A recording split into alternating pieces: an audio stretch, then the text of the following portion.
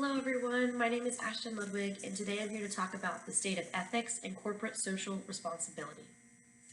Is unethical behavior in business taking us to dangerous new heights?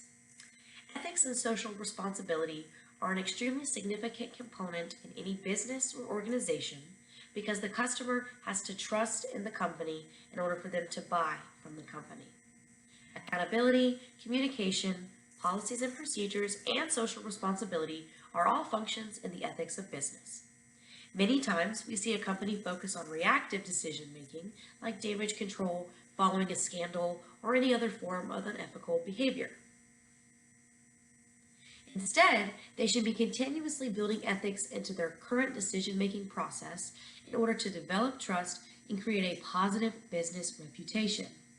Business ethics help protect workers, ensure that interactions remain honest and fair between companies, make for higher quality goods and services, as well as help make the workplace a safe, fun, comfortable, and effective environment for everyone. Now, an example of a company who acted in an unethical manner is Boeing. The Boeing Company describes themselves as an American multinational corporation that designs, manufactures, and sells airplanes, rotorcraft, rockets, satellites, telecommunications equipment, and missiles worldwide. In March of 2019, Ethiopian Airlines Flight 302 crashed shortly after takeoff, killing all 149 passengers and 8 crew members on board.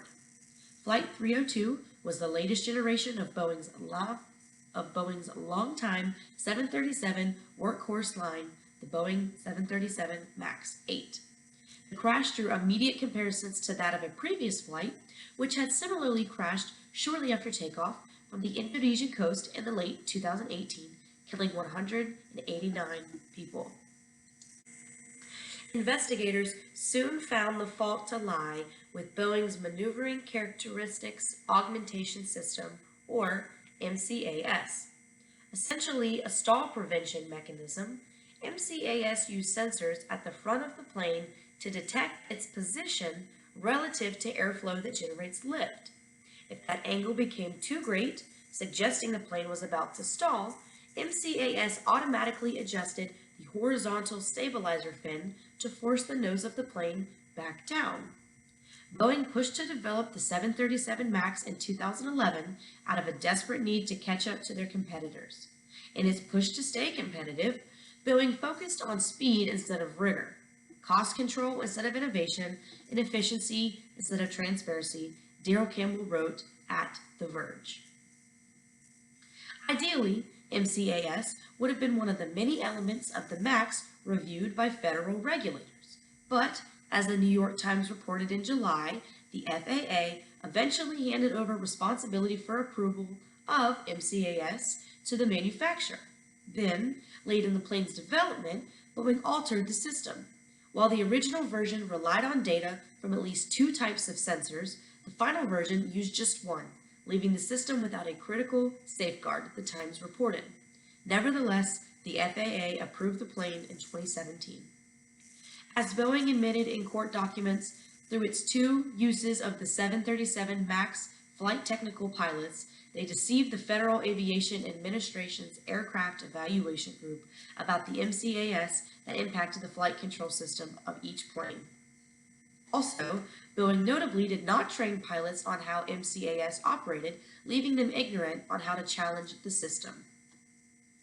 The criminal information charges the company with 1 count of conspiracy to defraud the United States.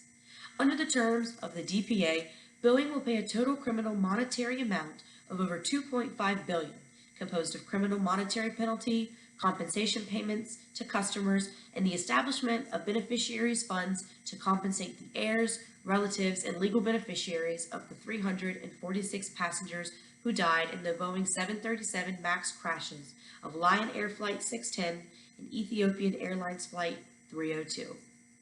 After hearing how the Boeing company conspired and acted in an unethical manner, it reinforces the idea that businesses still aren't working to eliminate dishonorable behavior. Instead, they're more focused on producing the next big thing before their competitors, that they put the safety of their customers and workers on the back burner. In order for events like this to stop happening, businesses are going to have to put the people before the profit.